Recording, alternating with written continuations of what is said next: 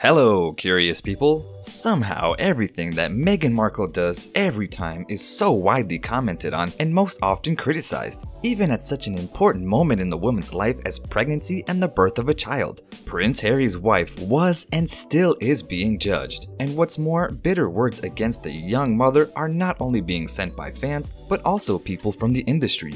What happened? Is Meghan's motherhood constantly being observed by the media and celebrities? What kind of mother is the Duchess of Sussex? So stay with me till the very end, cause we will tell you all about it and much more. But before we do that, don't forget to subscribe and enable the notifications because we have the interesting news about the stars every day. Prince Harry has always wanted to settle down and start a family. He missed his mother, Lady Diana, and then saw how happy his brother, Prince William and Kate Middleton are. So when he met his truly one, his dream began to come true. Harry married Meghan Markle on the 19th of May of 2018 at the Royal Castle in Windsor, and a year later, on May 6th of 2019, Archie Harrison Mountbatten Windsor was born. And it would seem that the happiness is endless, but it was not like that at all. Today, we know that Prince Harry and his wife gave up being members of the royal family mainly because of the unfavorable press and the campaign against them, which affected both of their health. And it was after the famous interview of ITV from a trip to South Africa when the grandson of Elizabeth II issued a statement in which he wrote, "I lost my mother, and now I watch my wife falling victim to the same powerful forces. That is why he noted that he would protect his family." But you can listen to the details of their stepping out and the lawsuit in our other videos, to which we will refer to you now. We will only remind you that in this document, Meghan, with tears in her eyes, recalled how the press criticized her. There were plenty of reasons: inadequate attire, lack of childcare skills, alleged hypocrisy, and extravagancy. The Duchess said, "I never thought that this would be easy, but I thought it would be fair, and that's the part that's really hard to reconcile with. I take each day as it comes. It's not enough to just survive something. That's not the point of life."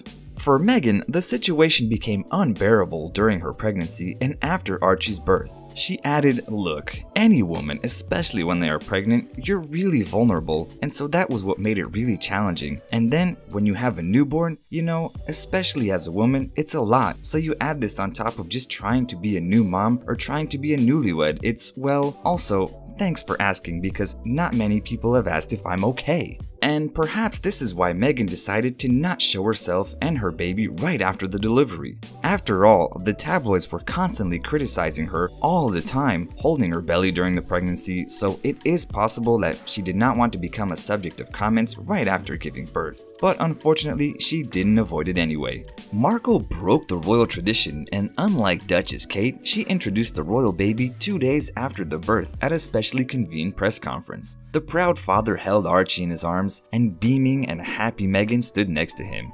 It was then that the photos of joyful Queen Elizabeth II were published as she saw a new descendant of the Windsor dynasty. However, despite the admiration for the baby, critics of Meghan also appeared with big strength.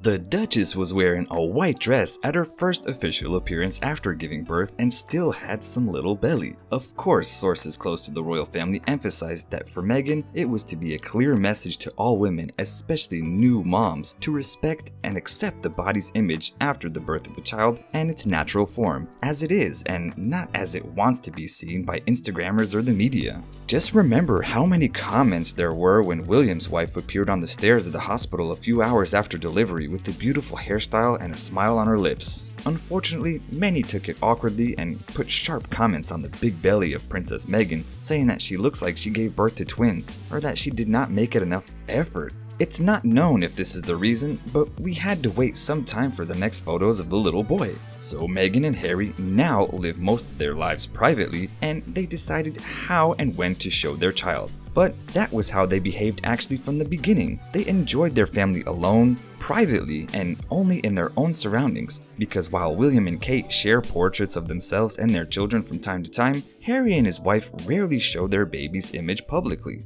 For Mother's Day, May 12, 2019, they posted on Instagram the boy's feet on the background of a forget-me-nots, and it was not a random background because these flowers were the favorite of Princess Diana, Harry's mother. In addition to this, the Sussex wrote, paying tribute to all mothers today, past, present, mothers-to-be, and those lost but forever remembered. We honor and celebrate each other and every one of you. Later, there was Archie's baptism, and according to the protocol, it occurred in the first months of the child's life. In this case, it happened in the second, but this time Meghan and Harry changed the rules again. First, the boy's godparents were not announced, and only after several months, the Sunday Times revealed that there were no celebrities and no popular friends of the couple. And as it turned out, Archie's godmother was Tiggy Pettifer, a nanny of Harry and William, who was always closely associated with the sons of Prince Charles and treated them as her own. Mark Dyer, who plays an important role in Harry's life, became the godfather. The prince could count on him after his mother's tragic death, and he helped Harry establish a charity foundation. Mark Dyer was a royal horse rider in the past, and he has been friends with Prince Charles for years. The media were surprised that Meghan did not choose, for example, Serena Williams or another well-known friend for her son's godparents, but it was probably not surprising that the Sussex family had a very private ceremony. Despite the indignation of the inhabitants of Great Britain, Archie was baptized on July 6, 2019 in the chapel of Windsor Castle without the presence of cameras and photojournalists, and there were only 25 people among the guests. It was an unusual move because the royal family has been allowing media participation in this type of event for years. Meanwhile, Meghan and Harry posted only official photos from the ceremony on their Instagram. Little Archie was dressed in a handmade replica of the dress that had been worn by royal babies for the last 11 years. And in the photo, however, this does not attract attention, but the fact that even on this occasion, the Sussex decided to pay tribute to Harry's mother. As the Mirror emphasized on the group photography, apart from the grandparents of the boy and brother of the prince of his wife, there was also Lady Jane Fellows and Lady Sarah McCorquodale, two sisters of Princess Diana, from whom Harry invited to the ceremony, although none of them appeared on the baptisms of Kate and William's children. Protecting the privacy and not saying much about her motherhood, Meghan opened up on this topic only during a trip to Africa, where little Archie also debuted in front of the cameras. The Sussex took a then 4-month-old son to meet with the Archbishop Desmond Tutu and his wife Leia, and the charming photos of the recordings of that day were published in the media. Looking at them, the body language expert Judy James shared her findings in female. The woman admitted that the Duchess's attitude suggests a protective nature, and she noticed that Meghan, carrying Archie, held him close to her own head, which meant a desire to tune with her son because it allowed her to track his eyesight and reaction. And in addition, to ensure the boy's safety, the Duchess kept close eye contact with him and held his hand. It was also during this trip that Meghan shared some insights about motherhood. The Duchess was then invited to a meeting at the Woodstock Exchange in Cape Town, where she visited among others the charity Mothers to Mothers, supporting mothers with children. Later, as reported by People.com, Harry's wife took part in a private meeting, Ladies Who Launch, where she talked with the founders of technology companies. One of the women present there revealed that the Duchess was telling how she combined being a mother with the royal duties. Markle was to say then that she fulfills her tasks, but also needs to fulfill her desires and cannot give up anything since she's a duchess. She must be faithful to herself too and to who she is. Another participant added that she and the Duchess came to the conclusion that an influential woman and mothers of sons they are role models, not only for girls but also for boys, and they must be aware of this. Meanwhile, The Sun reported that the Duchess's friend, makeup artist Daniel Martin, said that Meghan is a normal mother who prepares food for her child herself. However, the Duchess's friend, actress Janina Gavankar, who was to say that in her opinion, Markle would be a strict and demanding mother, and Archie would have to follow many rules and stick to the order set by his mother. And according to the actress, Meghan will want to have control over everything, and her son is unlikely to have too much slack.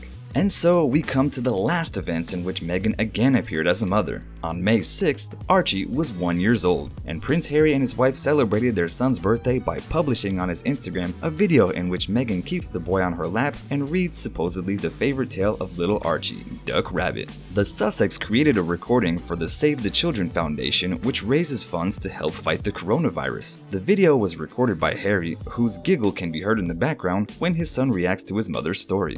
The recording quickly won the hearts of viewers, especially since there is rarely the opportunity to see how the toddler grows. And in addition, there were comparisons quickly to who the boy looks more alike, to Meghan or Harry. And in your opinion, to which parent is the boy more alike? Meanwhile, this recording also met with critics about Meghan. Emily Griffin laughed at the video of the Duchess and Archie and accused Markle of promoting herself using her child. And after watching the Sussex's video, the author of numerous bestsellers wrote on her Instagram, "Adorable child and book, but holy me first. This is the Meghan show," Griffin wrote. "Why didn't she film and let Harry read? And why didn't she take the moment at the end to say, 'He said daddy,' because that would make it about Harry for a split second. God forbid. Also, you want privacy for your child, so you put out a video by your authorized biographer of him wearing no pants? Okay." What's more, Emily Griffin wrote on her Insta stories also published a conversation with a friend in which she notes Meghan seems unmaternal and phony, and annoyed when Archie did not cooperate. The writer's opinion caused another wave of criticism from Meghan, so that Griffin removed it and switched her account to private.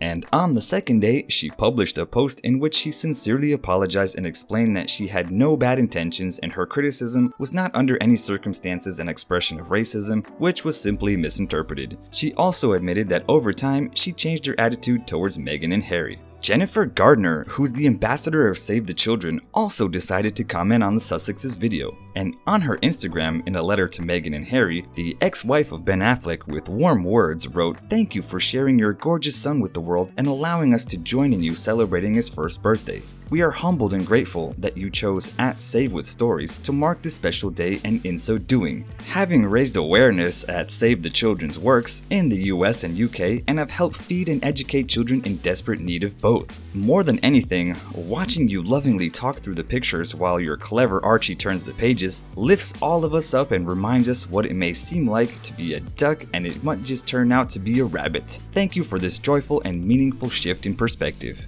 So what do you guys think of Meghan as a mother? Do you think that she protects her son's privacy well? And do you agree that she's using Archie to get her page's likes up? Or maybe it's just again unfair opinions toward the Duchess? Make sure to write your opinions in the comments, and also don't forget to like this video and show it to your friends. Click on the subscription and notification button so you don't miss our next videos. See you next time!